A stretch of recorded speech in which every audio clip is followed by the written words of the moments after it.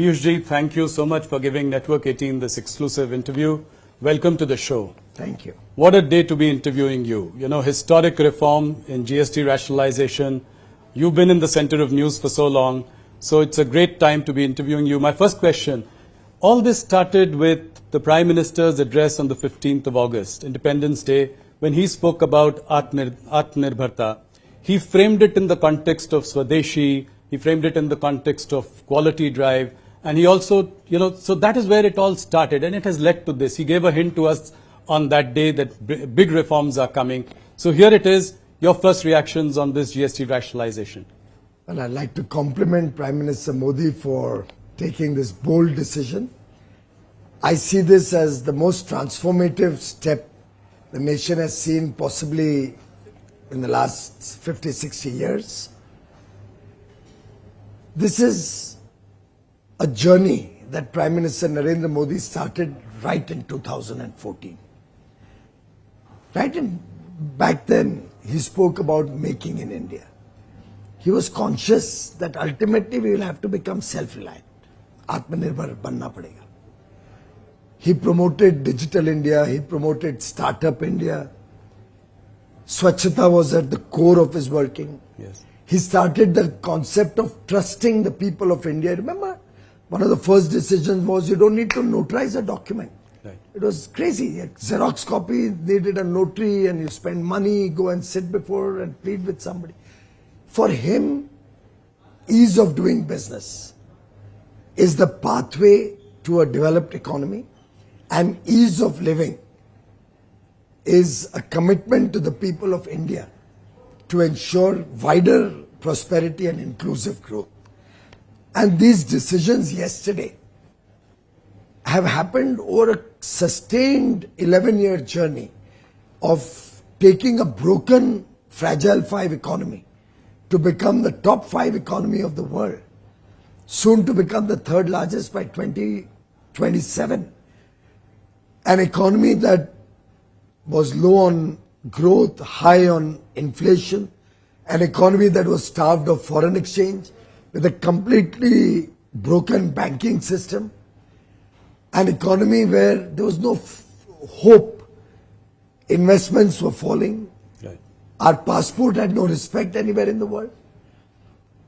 Inheriting that from the Congress, Prime Minister Modi, brick by brick, step by step, brought reforms, brought changes, showed that he trusted the people of India, focused on better quality of life for the poorest of the poor, through various initiatives, brought social security into their lives, got 25 crore people out of poverty, faced the crisis of COVID admirably, without letting the economy collapse as happened in many other developed nations.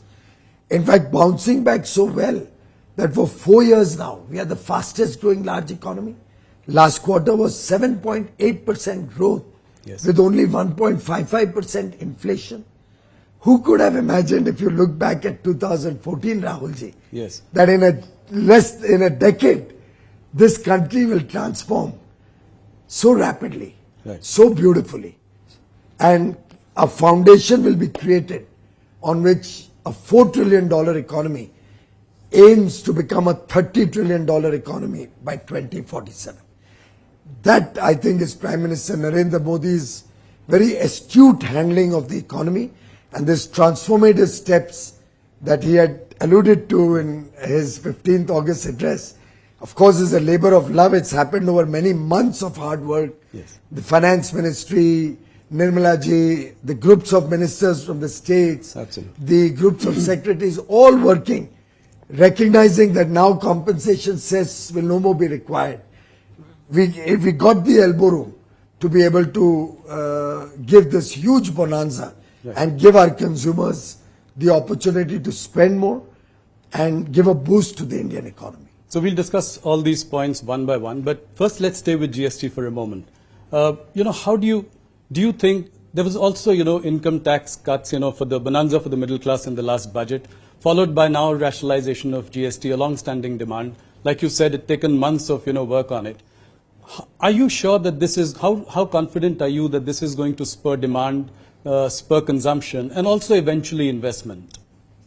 It's very logical, Rahulji. Take, for example, the reduction in cement from 28% to 18%. Yes. It suddenly brings down the cost of real estate and building a home. Prime Minister Modi has already provided a free home to 4 crore brothers and sisters, families in the country, another 2 crores more in the coming 4 years, 4-5 years. A reduction in cement price also helps the middle class now get the ability to own an affordable home. When you reduce the price for tractors, tractor parts, all other farm equipment, you are helping the farmer modernize, helping him improve his productivity. Right. When you make the two-wheeler cheaper or a small car cheaper of 1200 cc, the aspirational middle class, the young men and women who wants to have a two-wheeler, gets encouraged and is able to afford to buy a two-wheeler, with interest rates also simultaneously coming down, yes, thanks to low inflation and loans becoming cheaper and easily available, right, in a strong banking system that we have today, not what we had in 2014. When the housewife goes out into the market, almost every product of daily use, all food products, all processed goods, foods, all material that is required for her kitchen, foodstuffs, utensils, everything will see a transformational reduction in prices. And industry has committed to us that they will make sure that the full benefit is net of input taxes is passed on to the consumers. So consumers are in for significant gain. And I'm very, very confident. And how are you sure of that? How will you ensure that the industry there has are passed? Enough tools. There have been cases of profiteering in the past. So. Few and far between. Otherwise, our experience is you can trust industry. Okay. Prime Minister Modi's biggest strength has been that he has trusted industry and they've never let him down. Similarly, the people of India have trusted Prime Minister Narendra Modi and we have never let them down. So I think it's a two-way trust. Industry has, across the country, every sector, assured the government that they will be with the government. They recognize lower taxes, lower prices will give buoyancy to demand, and higher demand leads to higher taxes, and ultimately higher demand also promotes more investment because the demand leads to more manufacturing in India. So it's a virtuous cycle of growth. And the multiplier impact is what will give India a big boost. Okay. Let us also talk a little bit about the revenue implication or the revenue impact that this might have. You know, by one estimate, about 48,000 crore would be the revenue impact. Do you see that, you know, we will be able to take care of this and, you know, any kind of fiscal slip that you see, you know, going forward? Rahulji, we are currently collecting nearly 2 lakh crores every month. And with this boost in demand, the revenue will probably go up rather than being a revenue So loss. you're expecting some amount of revenue buoyancy as a result of this? So it is always so. And I think every theory, right, economic theory suggests that. Right. And for that matter, in 2 lakh crore a month, so 24 lakh crore, 22 lakh crore collected in a year, yes, this is hardly a very consequential amount. Right. You know, if you look at the Q1 GDP numbers at 7.8, you know, it's a 5-quarter high. How do you react to these numbers, especially in the context of, you know, someone calling it a dead economy? Well, I think Mr. Rahul Gandhi has been a naysayer and a person who could never understand economics. We have seen that over the years. He sees ghosts where there are none. He cannot appreciate that the people of India are seeing significant improvement in their lives. He has not yet been able to reconcile that the people of India have voted him out 3 times in a row. It's a rocket that somehow seems to fail every time it tries to take off. Mr. Rahul Gandhi actually hurt the sentiments of 140 crore Indians who can see the improvement in their lives, who can see that Prime Minister Modi has reduced their income tax, who can see that Prime Minister Modi is providing 80 crore Indians, even after they have come out of poverty, with free food grains, who can see that the fertilizer prices haven't gone up in 11 years. Because Prime Minister Modi has made sure that any burden of increase in tax prices, and there has been a huge increase in fertilizer price, is borne by the central government.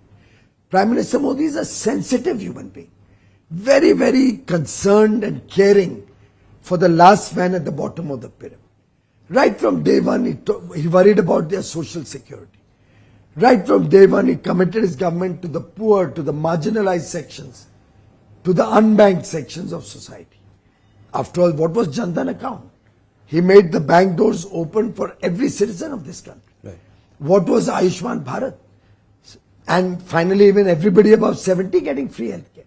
So today, 62 to 65 crore brothers and sisters, and everybody above the age of 70 included, is eligible for free healthcare. With the reduction of GST on premium on life and health policies from 18% to 0. Yes. It's a massive reduction. Yeah. The middle class will get an ability to buy more insurance and secure their future, their health, and an unfortunate incident in their lives or anybody in their family's lives. So I think it's a very concerted effort over the years in a very smart fashion, while making sure the sanctity of the fundamentals of the economy remains strong, while making sure we don't slip back, right, but only power on for a brighter and brighter future for every Indian in India. I think Prime Minister Modi has clearly shown that good economics can also be equal to good politics. The old adage of the Congress, which itself used to always be looking at very, very low ambition ideas, which was full of scams and scandals, the Colgate, the telecom scam, the Commonwealth Games scam, the Antrix Devas, the list goes on and on. Prime Minister Modi in 11 years has run an honest government, and honest government will always have money to spare to give benefit worth over 2 lakh crores in one shot through the reduction of GST. So will it give some comfort to the markets as well? They have been slightly soft over the last few quarters. Do you think it will also give market men a reason to celebrate because bold reforms are on the way, that this government is not hesitant to take risks? I think very clearly the market recognizes that we are in safe hands. They recognize that a decisive, strong leader like Prime Minister Modi will always keep national interests ahead of everything else. And therefore, if you see, while they've been a little soft, but they've been range bound. Yes. Between 24,500 and 25,500, the Nifty has moved. Right. But I'm very confident that this and the impact of this starting on the first day of Navratri on 22nd September will give a big leg up to the economy, to GDP growth, will ensure that Indian investments continue to power on, will attract more people to set up base, because ultimately when there's demand, yes, there will be interest in investment to meet that demand. And a growing demand means growing jobs, right, growing number of people required in the supply chain. More investments will lead to jobs in the manufacturing side. right. Services is already growing in a double-digit level. You saw the numbers, the services PMI is at an all-time high almost. Right. So I think all in all, India is poised for a very bright future. I assure you our exports also this year will be higher than last year. Let's come to that. So I think, let me rewind a little bit and, come to what you've been dealing with, and you've been at the center of all of it. Till about July 6th or 7th, things seem to be going fine with in our negotiations with the US. Then in a matter of weeks, we had a tariff of 25%, then another 25% on top of that. What went wrong in these few weeks? Well, I think the US-India relationship is one of the most consequential relationships on the globe today. We are two very large democracies. We believe in the rule of law. We are allies and friends for long. We have had certain blips, like we had the sanctions post the nuclear tests in 1998. Yes. I look at this only as one more situation which will pass as there's a deeper understanding of the reality of the situation. And I'm very confident this relationship will only strengthen in the years to come. And how soon do you expect things to resolve? It could happen soon enough. It may take some time. Irrespective, we will continue to be friends. We will continue to be engaged with the United States. And I'm sure we will continue to have greater economic relationships, defense relationships, greater interest in a safe, fair and secure Indo-Pacific. In some sense, it's a very multi-dimensional relationship where we contribute to each other's economies in different dimensions and will continue to do so. It's comforting to hear these words from you. And we also picked up that you said somewhere that things could happen as soon as November. Is that a correct? Well, if you recall, when Prime Minister Modi and Honorable President Donald Trump met in February, they had tasked the two teams to conclude the first tranche of a bilateral trade agreement by fall of 25, which is about November 2025. And I'm sure we will continue to be engaged to try and find solutions to reach that outcome. If at all it's give and take a few days, a few weeks, a few months, in a nation's history, such small periods will not define long-term objectives and goals. I think what surprised and even shocked some people was the erratic and incendiary language that was used by, some of the officials of the Trump administration, calling it Modi's war or, a laundromat of Kremlin. I mean, how do you react to this? I mean, are conciliatory noises coming from the other side now? I think there could be either some misunderstandings or some personal opinions that may be reflected in that. I do not think that deters the US and India from continuing to maintain our strategic alliance and partnership. Our friendship is far stronger than a few comments that may be made by a few people. China in the beginning had retaliated with retaliatory tariffs. Would India do anything like that? Well, India is a patient country, and I believe we should give it every effort to come to a better, deeper understanding within the framework of international trading laws. And therefore, I think we have always believed in dialogue, in diplomacy, and an effort to strengthen rather than weaken relationships. So President Trump has recently said that, India has offered to cut tariffs to zero and time is running out. What do you say to that? Do you agree with, Well, I never negotiate such agreements and free trade deals with the media. We negotiate behind closed doors. And once the negotiations are complete, we'll certainly come back to you. Okay. So what are the red lines? Which are the no-go areas for you? Things that we will not compromise on. I think any issue that can hurt national interests, that can hurt the interests of our farmers, our fishermen, our MSME industry, issues which are sensitive with religious sensitivity, those would be broadly the issues where India would need a more understanding when we finalize the framework of our agreement, and we will never compromise on the interests of our farmers, our fishermen, our MSMEs, or our religious sensitivities. Okay, thank you. A US court has recently ruled that President Trump has no authority to impose tariffs, including on India. How would that impact our talks going forward? Those are internal processes, legal processes in the US, and will be sorted out by the US government. We have no role to play in that. But ours is an effort to reach a far more sustaining and long-term, fair, equitable and mutually beneficial agreement and partnership, and we continue to be focused on that. Okay. Piyush, let's move to some of your priority areas. Take us through your thinking, some of the things that you are doing. For instance, the Jan Vishwas bill. Can you throw some light on that? What is priority for you and the government at the moment?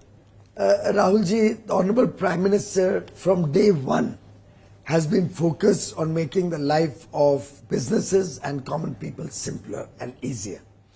If you recall, a simple thing like notarizing a Xerox copy. He removed the need to go to a notary and get a stamp and a signature and pay him 25 rupees to get that certificate. I don't know what that achieved. Prime Minister Modi just did away with it. He said, I trust my people. If they're signing that this is a true copy of the original, I trust them.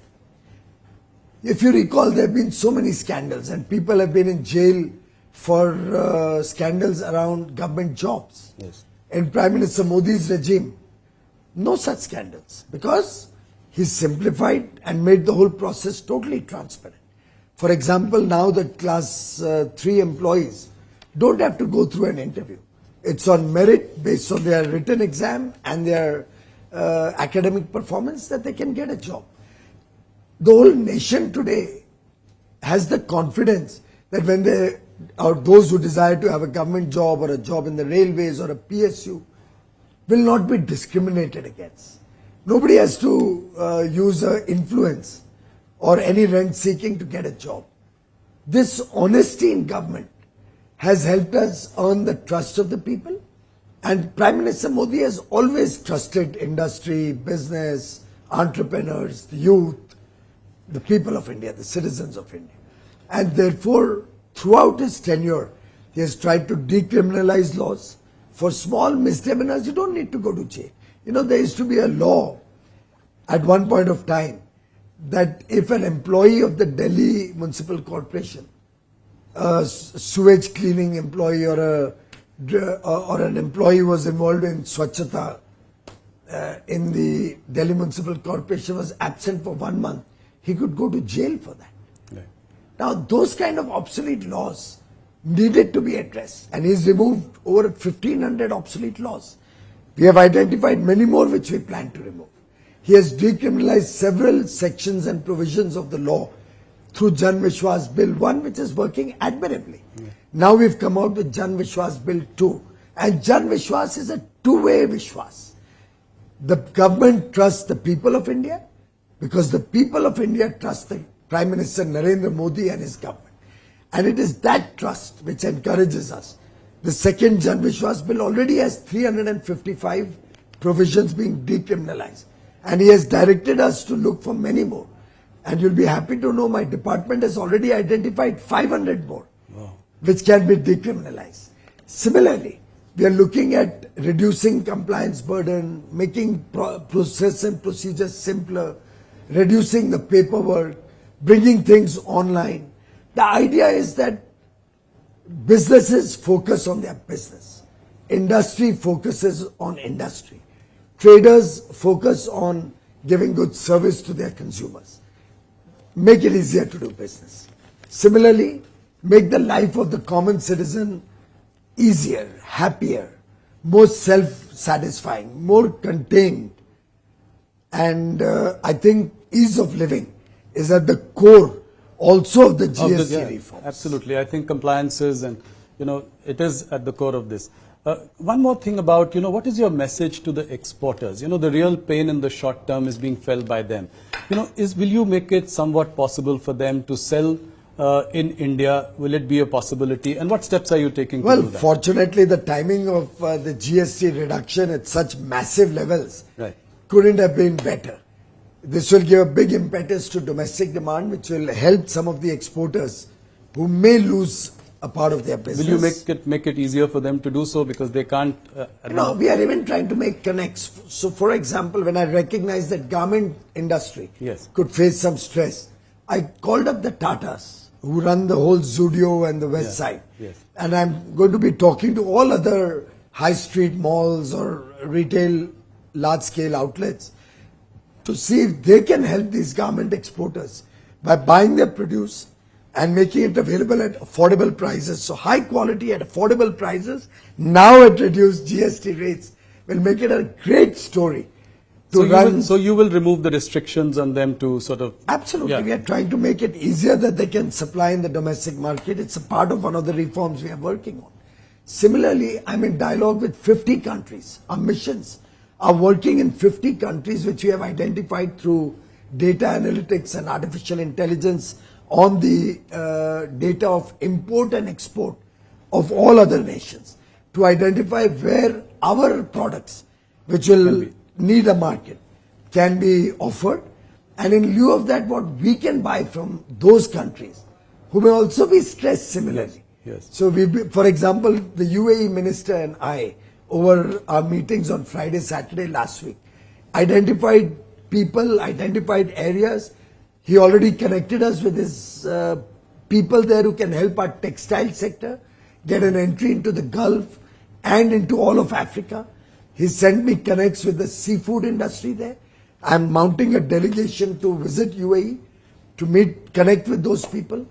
18, 19, we have the high-level task force on investments dialogue in UAE, where I'll be taking a large business delegation, identified sectors where we can support our exporters to get new markets.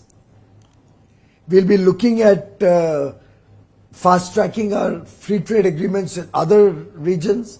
We are doing a second tranche with Australia. We'll soon announce closure of Oman. New Zealand will also close by the end of the year. My Commerce Secretary was in Brussels last 2 days. Their teams are down on Monday for the next round of negotiations. The Trade Commissioner of European Union, Maros Sharkovic, will be in India on the 11th and will be spending 3 days together to speed up and conclude the European Union FTA. So I have the 4-nation FTA, EFTA, Switzerland, Iceland, Norway and Liechtenstein, which comes into effect as near as 1st of October. I see. As soon as Navratri gets over, or on the last day of Navratri, we'll have the EFTA agreement come into force. UK has been executed. Oman will be announced. Chile, Peru, Eurasia terms of reference are finalized. By 4th or 5th of October or 6th of October, I'm in Qatar to finalize terms of reference with Qatar.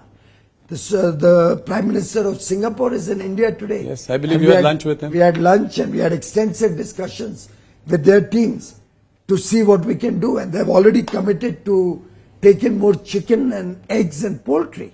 Okay. I talked to them about seafood and they said, we love the taste of Indian fish and Indian shrimp. Oh. So I've told them to my High Commissioner who returns tomorrow to put together a group of seafood importers, and I'll mount a delegation to Singapore very soon.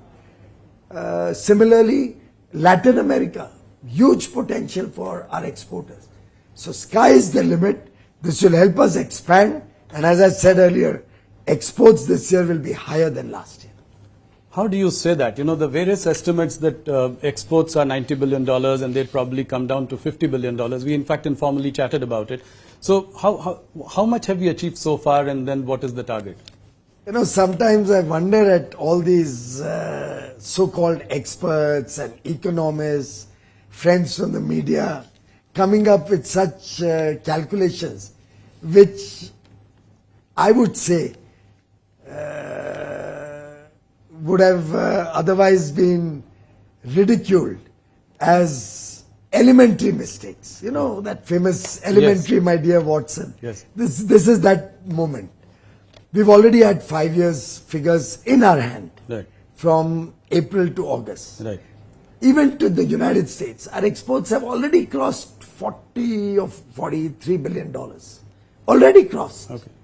Which was 86 last year. And we still have 7 months to go. The reciprocal tariffs are not across the board. Right. They're on about 55 or 60% of the, yes, exports. Similarly, newer trading arrangements are coming into play. Newer markets are opening up. The actions on tariff are on many other countries.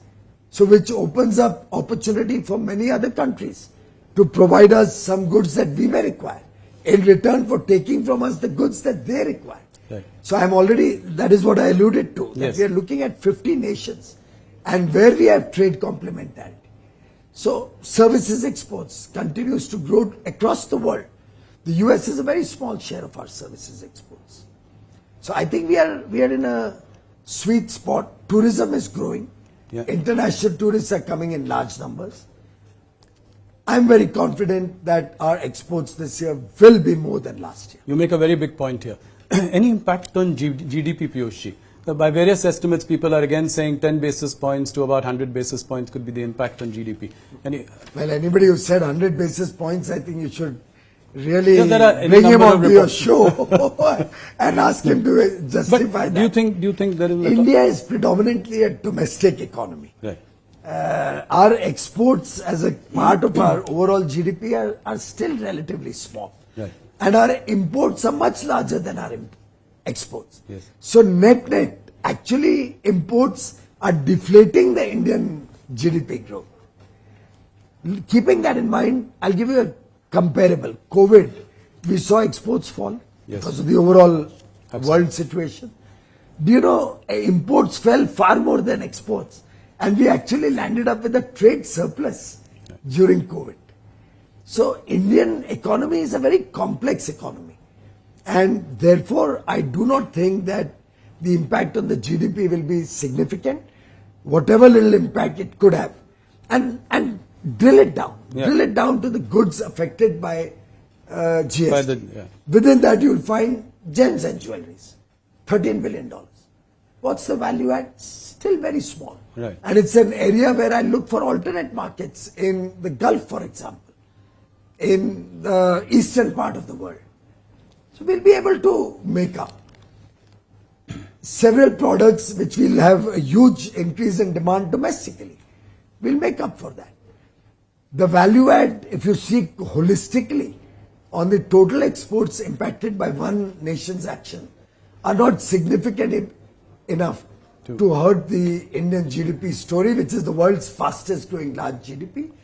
I'm very confident that collectively with the effort of 140 crore Indians now committed to go Swadeshi, now very, very charged that I will buy goods made in India. And Prime Minister Modi has very nicely defined it. Yes. He said, देश की मिट्टी में बना माल और देश के हमारे भाई बहनों के खून पसीने से बना हुआ माल. Yes. Yani goods made on Indian soil by the sweat and toil of our Indian labor, Indian workers. The ownership doesn't matter. Doesn't matter. Yeah. That's Let the investment come from all over the world. Yes. As long as it adds jobs, economic activity in India, it's a made in India product. And by the way, if you see Prime Minister Modi's work, you will see in that the vision and mission of Mahatma Gandhi. Mahatma Gandhi wanted Swachhata. For years the nation yearned for that Swachhata, desired it, but never saw it. We would praise Singapore. We would praise other parts of the world, Europe, America, UAE. But nobody did anything about Swachhata till Prime Minister Modi came into government. Mahatma Gandhi's mission used to be Swachhata. Mahatma Gandhi wanted everybody to have a decent place for their daily routines. Pradhan Mantri Modi built 12 crore toilets, took a toilet to every school, every college, so that nobody has to face the indignity of going into the fields for their daily routines. No, that is a big initiative. Mahatma Gandhi always spoke about Swadeshi. Yes. He actually built the freedom movement around Swadeshi. Lokmanya Tilak was a big proponent of Swadeshi. He always wore khadi. Mahatma Gandhi ji, Sardar Vallabhbhai Patel, they all promoted khadi. After independence, the first Prime Minister to promote khadi, or rather I would say the second, after Lal Bahadur Shastri, is Prime Minister Modi. And relentlessly he has promoted khadi. Relentlessly he has been in the pursuit of Swadeshi. Absolutely. And now the nation has risen as one to promote Swadeshi. I appeal through your channel. Yes. All our Indian brothers and sisters, all viewers of Network 18, please commit yourself to Swadeshi. Please commit yourself to buying made in India goods. Whatever may have happened in the past is fine. At least in the future, let's all go for Swadeshi. That's a very passionate call for that. Just a couple of more questions. One around our newfound friend China. So Prime Minister Modi in Japan said that, China and India have to come together for a new global economic order. Can we trust China? Well, I think we've always had good relations over many years with China. Prime Minister Modi has visited China earlier. President Xi Jinping has come to India. Unfortunately, the incidents post Galwan had brought a little bit of ice to the relationship and created a hiatus. Now that we have been largely able to resolve the issues of disagreement with China, I think it was very natural that we should also reset our ties, take them to the pre-Galwan level. And I think attending an SCO summit where many countries were all getting together had a multilateral dimension also, and a dimension of a whole grouping, because SCO is a pretty large group, just like many other groups in the world. NATO is a very large group, the OECD countries is a large group, SCO is a large group. And Prime Minister Modi attending the SCO there has signaled that we have a thaw in the to get back in the frost, get back into better relationship. India believes in good relationships with everybody in the world. Vasudhaiv Kutumbakam. Absolutely. The world is our family, is at the core of our philosophy. No, it was a huge message, Prime Minister's visit, and his coming together with Putin and Xi Jinping. In China, I would only urge you and the people of India not to look at the relationship with one country through the lens of the relationship with another country. Absolutely. Our relationships with each country stand on their own legs. Yeah. No, I was coming to the point, we have a huge trade deficit with China. So how do we ensure greater access to Indian goods and services in China? Prime Minister Modi has raised this issue in his dialogue with his counterpart in China. Okay. And we will be looking to work together to see how we can expand opportunities for Indian businesses in China, and how we can work to collaborate and work together to see that the Make in India program and Swadeshi manufacturing gets a boost in the years to come. So, by the same token, Press Note 3 puts, fetters on Chinese investments in India. So, with relations improving, do you see any changes in Press Note 3? Well, I would allow time to take the decision. I would not like to preempt what will happen in the future. But I can assure you that Prime Minister Narendra Modi is looking at everything that can help ease of doing business and ease of living. He's looking at it very holistically for comprehensive, fast-paced next generation reforms, and the massive GST concessions, the massive GST reduction, the transformational story around yesterday's GST decisions is only the beginning of much more to come. Couple of more questions, small questions. In light of this, trade diversification going forward is really important for India. So you've recently, done a big deal with UK. What is, how are you seeing, what is it in the works with EU? Can we hope? Very rapid progress. Yeah. Very rapid progress. My Commerce Secretary has returned yesterday. He reported that discussions made good progress and a lot of work has happened. Their team is here in the same office, next door rooms. You'll have 8 rooms full of bilateral meetings going on for settling many chapters, many legal aspects and issues of discussion over the whole of next week. The Trade Commissioner Manoj Jarange is landing in India on 11th. We have 3 days of very, very intense discussions ahead of us. So we hope and we are very confident of having a very good, fair, equitable and balanced, sustaining long-term relationship with the EU. And soon. Quite soon. My last question. Does it worry you that, rupee is at an all-time low against the dollar? Scott Bessent also referred to it recently. How would you react to that?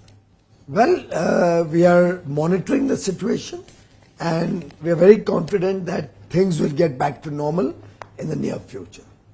Okay. Thank you, Piyush ji. Thank you for your time. Thank you for a discussion on a range of issues.